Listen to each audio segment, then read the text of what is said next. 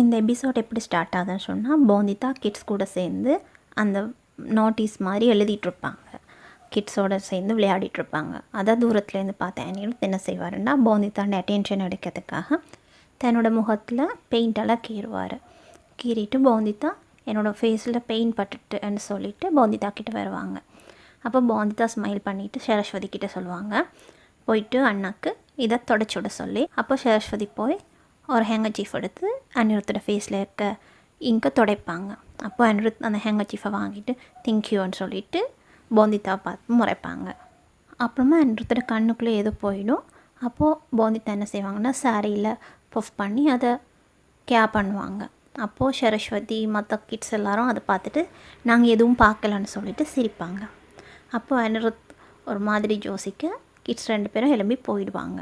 அப்புறமா அனிருத் என்ன செய்வார்னு சொன்னால், அதில் ஒவ்வொரு கலர்ஸ் எடுத்து போந்திதோட கிணத்துல போட்டுட்டு சொல்லுவார், நீ என்னோடய லைஃப்பில் கலர்ஃபுல்லாக கொண்டு வந்திருக்கிறாய், ரொம்ப தேங்க்ஸ் போந்திதா, உன்னால் தான் என்னோடய லைஃப் ரொம்ப கலர்ஃபுல்லாக ஹாப்பியாக இருக்குன்னு சொல்லுவாங்க.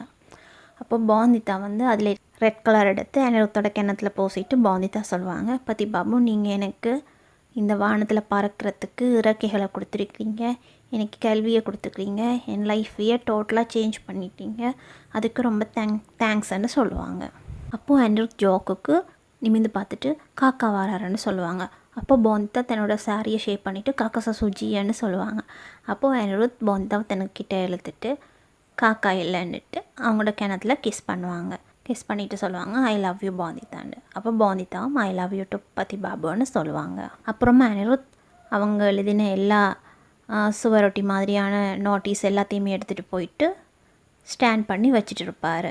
அந்த டைமில் இங்கே சந்தச்சூர் ஒரு கொட்டேஜுக்குள்ளே இருந்து ரொம்ப தாகத்தில் தண்ணி கேட்டுட்ருப்பார்.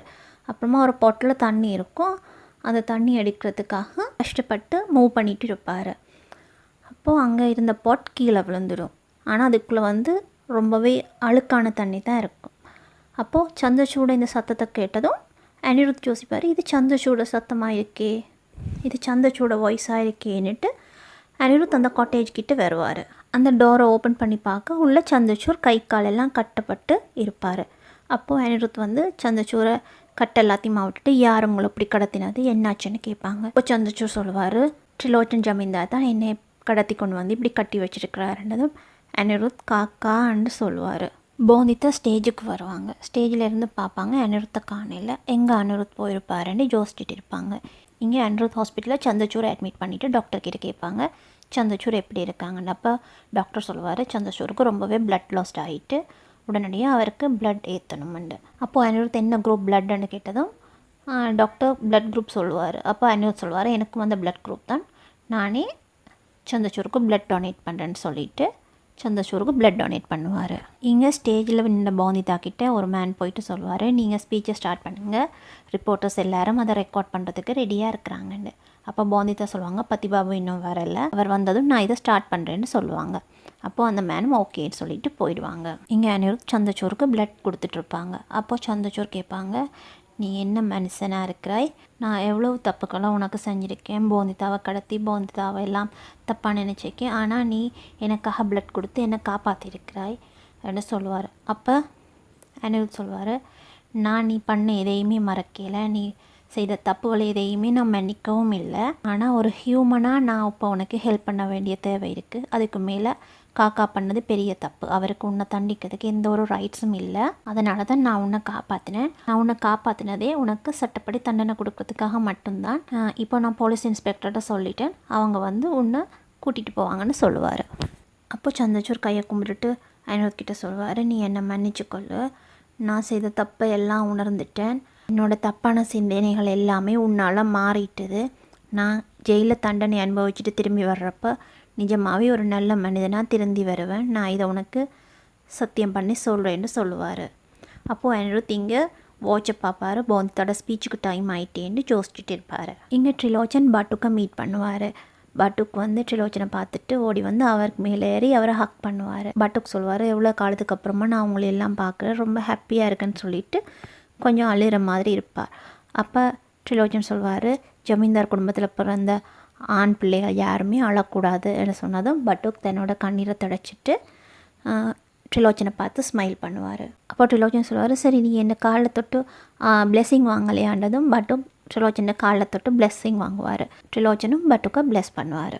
அப்போ பட்டுக் சொல்லுவாள், நான் உங்களோட நெஃப்யூன்றதை எப்போவுமே மறக்க மாட்டேன். நான் இப்போ வந்துட்டேன், உங்களோட அன்பு மொத்தத்தையும் நான் தான் எடுக்க போகிறேன், எனக்கு அது போதும், ரொம்ப ஹாப்பியாக இருக்கேன்னு சொல்லிட்டு ட்ரிலோச்சனை ஹக் பண்ணுவாங்க. 2 பேருமே சேர்ந்து ஹாப்பியாக ஸ்மைல் பண்ணுவாங்க. பட்டுக் ட்ரிலோச்சன் கிட்டே சொல்லுவார், நான் உங்களை எல்லாரையுமே ஒரு செகண்ட் கூட மறந்ததே இல்லை, இந்த எல்லா பிரச்சனைக்கும் காரணமே போந்திதா தானேன்னு சொல்லுவார். அப்போ ட்ரிலோச்சன் சொல்லுவார், பழசு எல்லாத்தையும் மறந்துடு என்று சொன்னதும் பட்டுக் ரொம்ப ஹாப்பியாக அவரை ஹக் பண்ணுவார். அப்போ ட்ரிலோச்சன் சொல்லுவார், நீ பார்க்க அனிருத் மாதிரியே இருக்கிறாய், யாராலுமே உன்னை பார்த்துட்டு அனிருத்தா பட்டுக்காண்டு கண்டுபிடிக்க முடியாதுன்னு சொல்லுவாள்.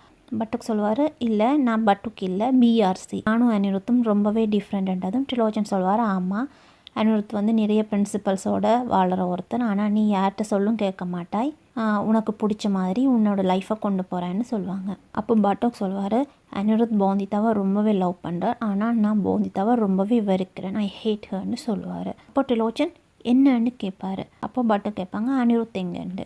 அப்போ ட்ரிலோச்சன் சொல்லுவார், போந்திதா ஒரு ஸ்பீச் கொடுக்க போகிறாங்க, அதுக்கு அரேஞ்ச்மெண்ட்ஸ் பார்க்கறதுக்காக அனிருத் போயிருக்கிறாரு என்று சொன்னதும் அப்போ பட்டுக் சொல்லுவார், சரி வாங்க நாங்கள் போயிட்டு அனிருத்தை மீட் பண்ணுவோம்ண்டு.